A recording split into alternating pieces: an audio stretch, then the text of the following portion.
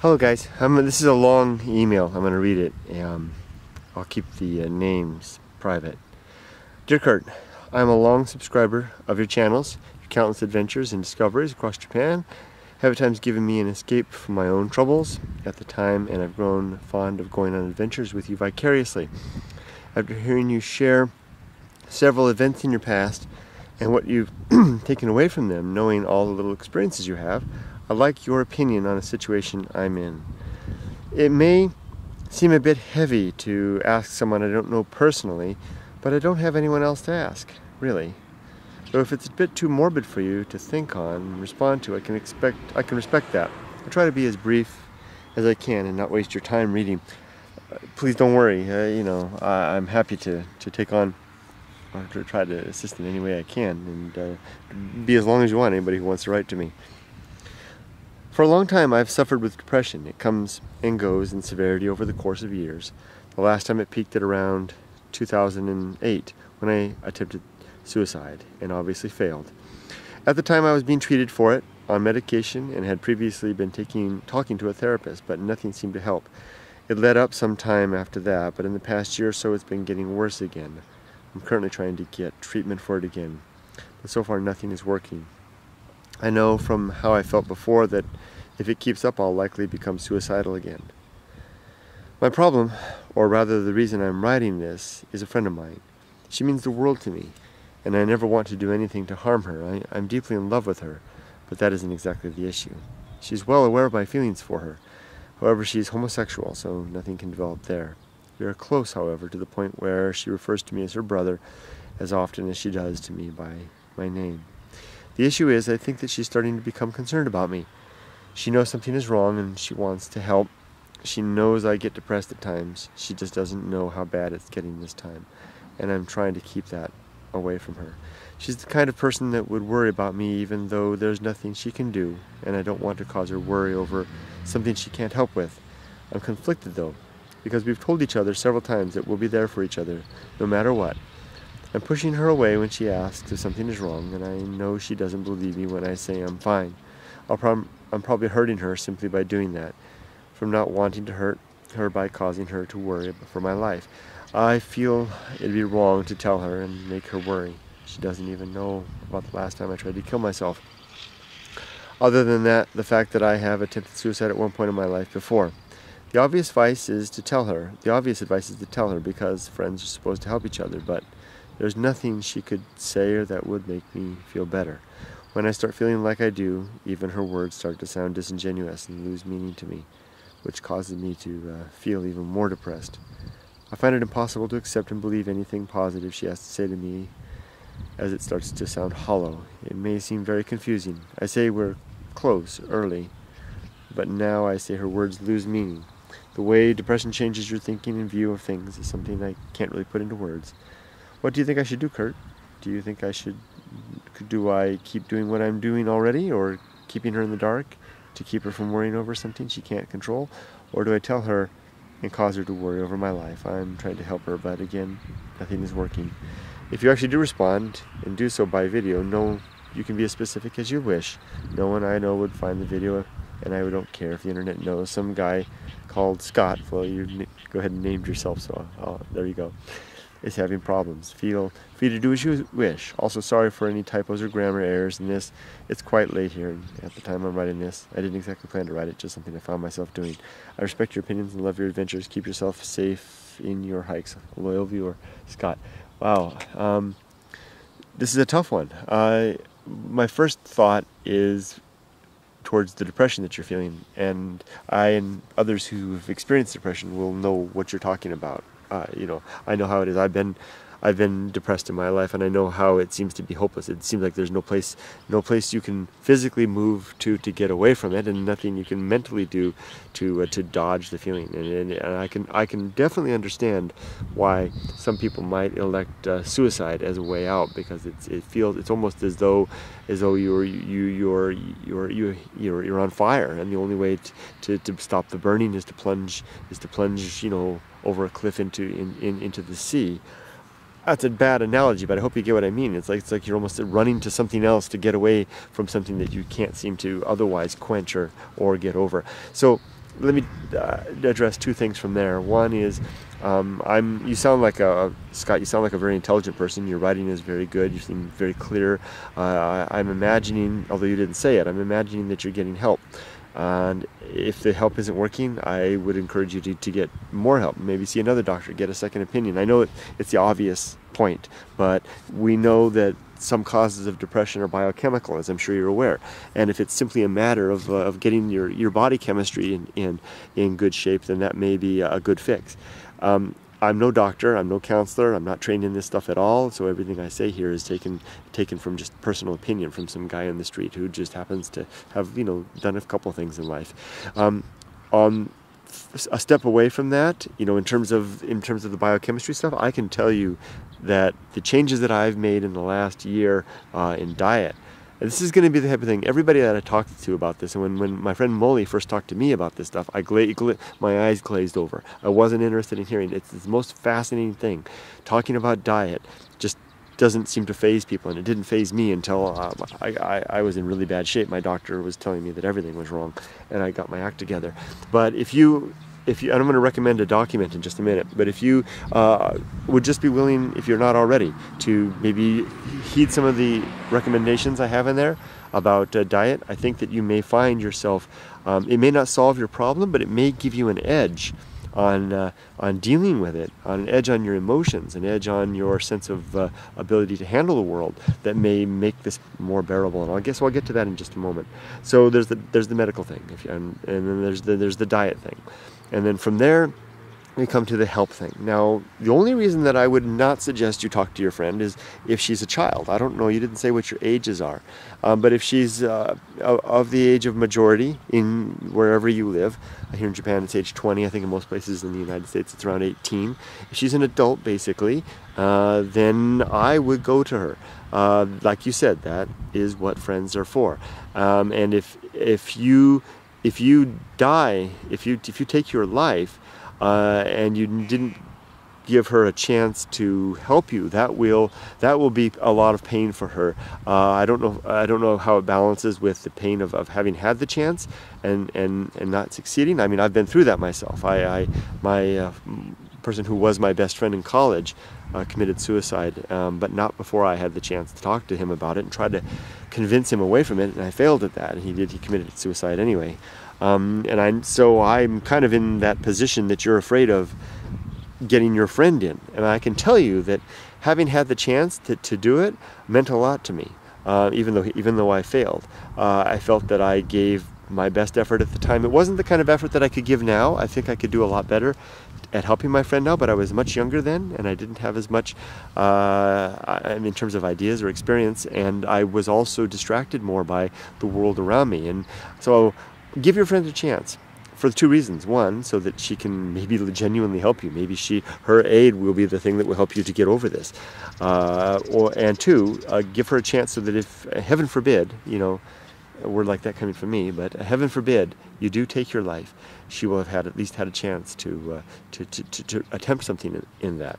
So I'm all for that. So let's go now to where we lead from there. So if you take my advice, you're going to talk to your friend, and hopefully then you'll have somebody to confide in, and someone who will give you the support that you need on a going forward basis.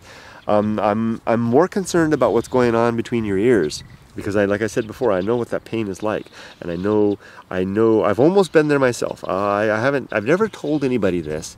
I've never talked about this on video, but I almost jumped off a bridge in my early 30s due to depression, and I was really tempted to jump off of a bridge, and I remember the feeling that I just wanted to escape the pain. The pain was so intense, and it was, not a physical, you know what I mean? It's not a tactile pain. It's not like somebody poking you with an ice pick or something like that.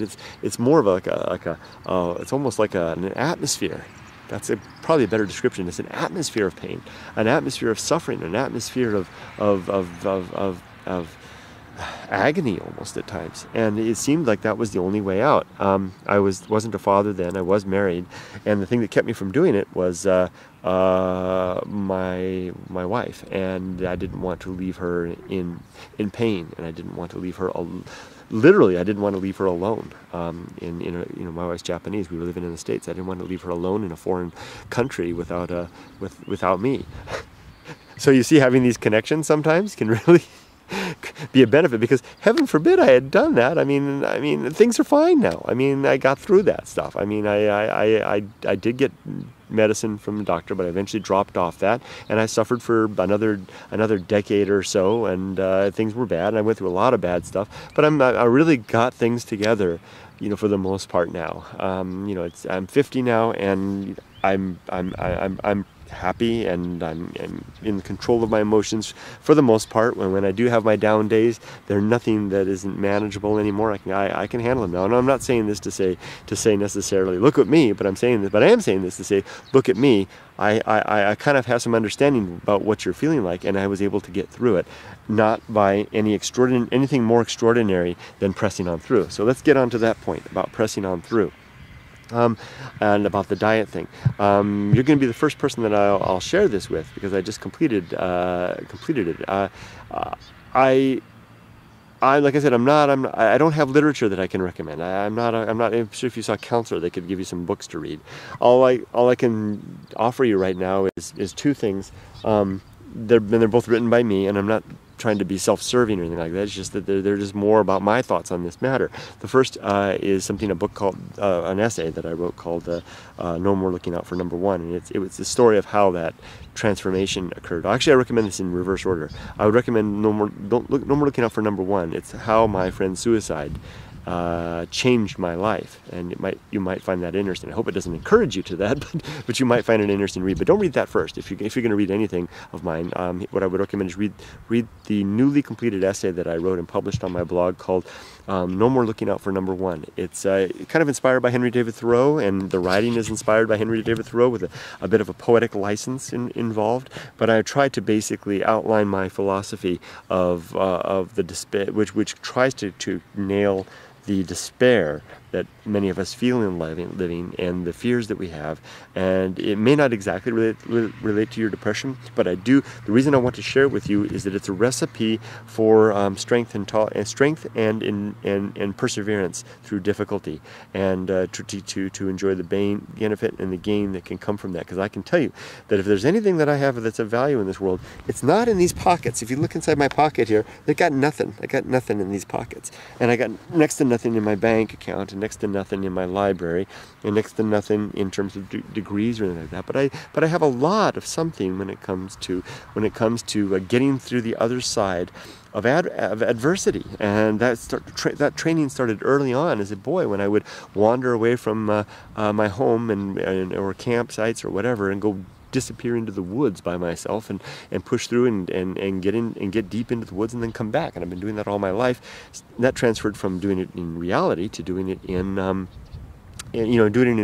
woods and stuff like that, to doing it through the challenges of life.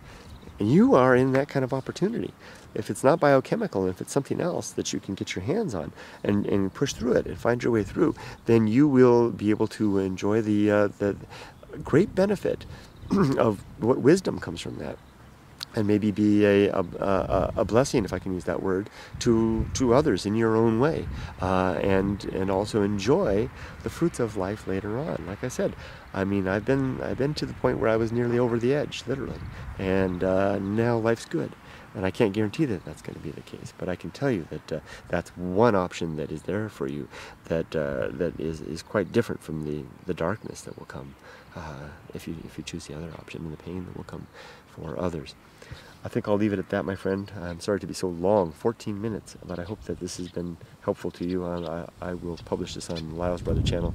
Hopefully, maybe it'll be of use to others as well, I hope. Write to me if you want to talk some more. I'm always happy to talk. And forgive me if I'm sometimes a little late in responding. That just seems to be the way things go these days. I'm also on Facebook. This goes for anybody else. Kurt Bell's my name on Facebook, and the face with the green background. You be my friend over there, and let's correspond and enjoy what we have in this life. Take care, friend. Bye. I'll put the links to the documents that are described down in the description. Oh, I better move. The water's going to come soon. I'm down here at the beach now. Anyway, I just wanted to see walls here. I've got the barrier there. I just wanted to say that the video that I just did was about suicide, and if you're a person that is having difficulty in life, I'm like I said, I'm no expert, but I do have a couple of videos on it, a little playlist, and I'm going to go ahead and I'll link that above. And if you're curious, you can take a look at that. It's just a little bit that I have. And I wish you all the best. You know, get some help. Try to get some help. Seek out the comfort and communication with others. And a diet really will help. I do truly believe that diet may give you the edge that you need to gain control of yourself. So that these leaving doesn't seem so tempting. Anyway, thank you for watching, and I wish you all the best. Contact me if you want. Anybody. That's always, anytime. Softypop@gmail.com. On Facebook, Kurt Bell. Here on YouTube. Anywhere. Take care, man. Take care, friends. Bye-bye. I gotta move before the water gets here.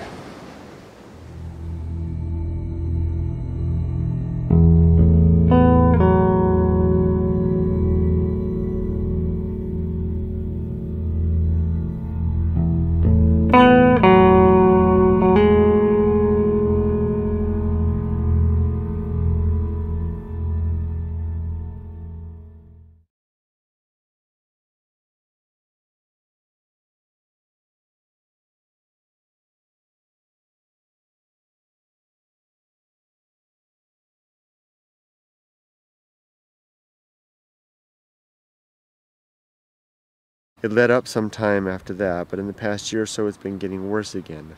I'm currently trying to get treatment for it again, but so far nothing is working. I know from how I felt before that if it keeps up, I'll likely become suicidal again. My problem, or rather the reason I'm writing this, is a friend of mine. She means the world to me, and I never want to do anything to harm her. I'm deeply in love with her, but that isn't exactly the issue. Taken away from them, knowing all the little experiences you have, I'd like your opinion on a situation I'm in. It may seem a bit heavy to ask someone I don't know personally, but I don't have anyone else to ask, really. So if it's a bit too morbid for you to think on and respond to, I can respect that. I'll try to be as brief as I can and not waste your time reading. Please don't worry, I'm happy to take. Hello guys, this is a long email. I'm going to read it. I'll keep the names private. Dear Kurt, I'm a long subscriber of your channels. Your countless adventures and discoveries across Japan have at times given me an escape from my own troubles at the time, and I've grown fond of going on adventures with you vicariously. After hearing you share several events in your past and what you've she's well aware of my feelings for her. However, she's homosexual, so nothing can develop there. We are close, however, to the point where she refers to me as her brother as often as she does to me by my name. The issue is, I think that she's starting to become concerned about me. She knows something is wrong and she wants to help. She knows I get depressed at times. She just doesn't know how bad it's getting this time. And I'm trying to keep that away from her. She's the kind of to try to assist in any way I can, and be as long as you want anybody who wants to write to me. For a long time I've suffered with depression. It comes and goes in severity over the course of years. The last time it peaked at around 2008 when I attempted suicide and obviously failed. At the time I was being treated for it on medication and had previously been talking to a therapist, but nothing seemed to help.